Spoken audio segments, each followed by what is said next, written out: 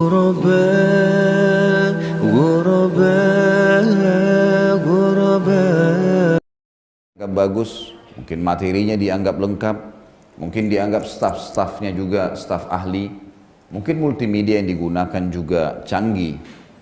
Harapannya adalah pada saat kita menjadi output dari pelatihan ini, menjadi orang yang mencapai target yang sedang kita inginkan dari salah satu atau substansial daripada skill spiritual tadi atau potensi keimanan.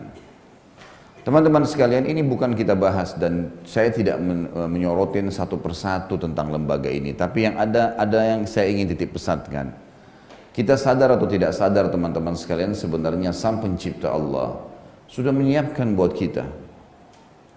Kalau tanda kutip saya bisa bahasakan lembaga, mungkin lembaga gitu kan. Tetapi ini sesuatu yang di atas dari lembaga. Ada sholat 5 waktu misalnya. Sholat 5 waktu ini kita disuruh absen, melapor kepada Sang Pencipta. Sholat berjamaah rame-rame lebih besar pahalanya. Sebenarnya setiap habis sholat, tujuannya agar seseorang itu dengan sendirinya, bukan cuma sekedar salah satu substansial skill spiritualnya, tetapi sesuatu yang lebih besar daripada itu. Jadi dia segala sesuatu yang berhubungan dengan perintah Sang Pencipta, larangannya, dia jadi siap untuk menerima, mengamalkan perintah dan meninggalkan larangan. Kita punya Jumat sepekan sekali.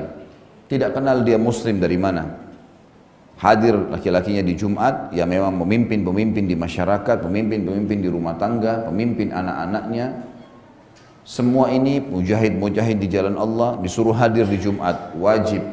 Ada satu orang yang ceramah lalu menyampaikan nasihat untuk mempertahankan keimanan mereka seminggu ke depan.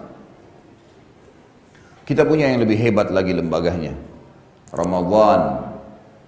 Ramadan setahun sekali, mau laki-laki, mau perempuan, mau orang tua, mau anak-anak, semuanya ikut.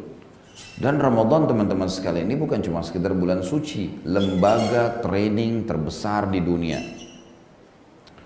Pesertanya paling banyak, karena seluruh yang syahadat di muka bumi yang sudah balik wajib ikut ini. Trainernya langsung Sang Pencipta Allah, staf-stafnya langsung para malaikatnya Allah.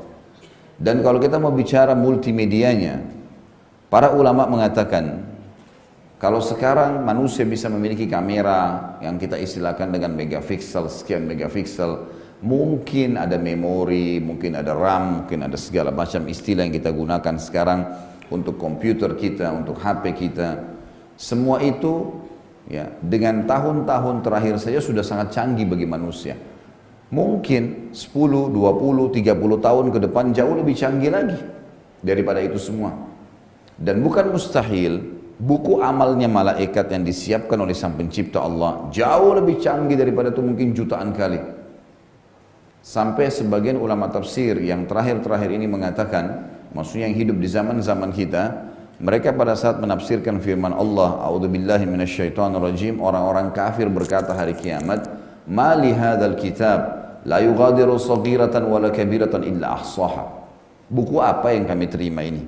Benar-benar tidak membedakan antara hal yang kecil dan hal yang besar. Kata para ulama tafsir, yang dimaksud dengan hal yang kecil adalah kedipan mata dia yang pertama, kedipan mata yang ke-100, kedipan mata yang 1000, sampai dia terakhir menutup matanya pada saat meninggal. Hembusan atau tarikan nafas pertama, tarikan nafas dan hembusan nafas yang ke-100, yang ke-1000, yang ke-1 juta, sampai dia terakhir tidak bernafas lagi pada saat meninggal. Gerakan tangan, gerakan kaki, semuanya dari yang pertama sampai yang terakhir. Dengan warnanya, dengan kegiatannya, dengan suaranya, segala macam hal diperlihatkan panjang lebar. Sehingga orang tidak bisa mengelak pada hari kiamat. Jadi luar biasa Ramadan. Sebuah lembaga. Trainernya Allah, materinya lengkap, pesertanya terbesar di dunia, kemudian staf-stafnya para malaikat, multimedia yang digunakan jauh lebih canggih, plus lagi gratis, tidak dipungut biaya.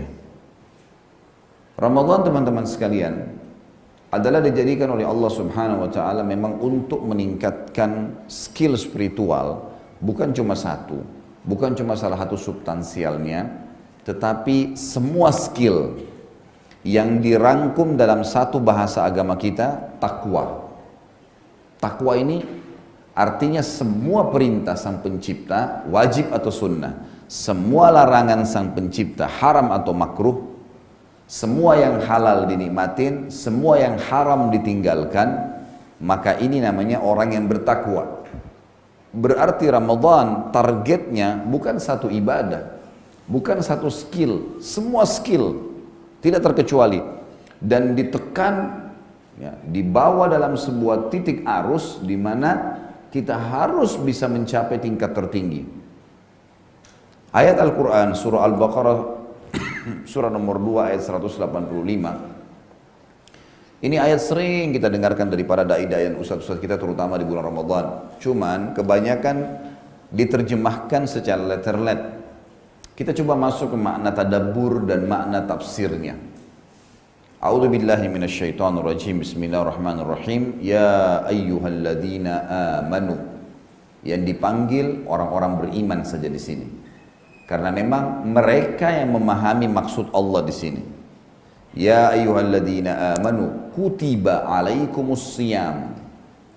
Kutiba, terjemahan Al-Quran kita sering diterjemahkan diwajibkan buat kalian.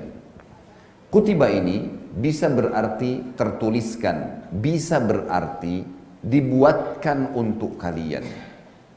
Kutiba alaikumusiyam, dibuatkan untuk kalian program puasa.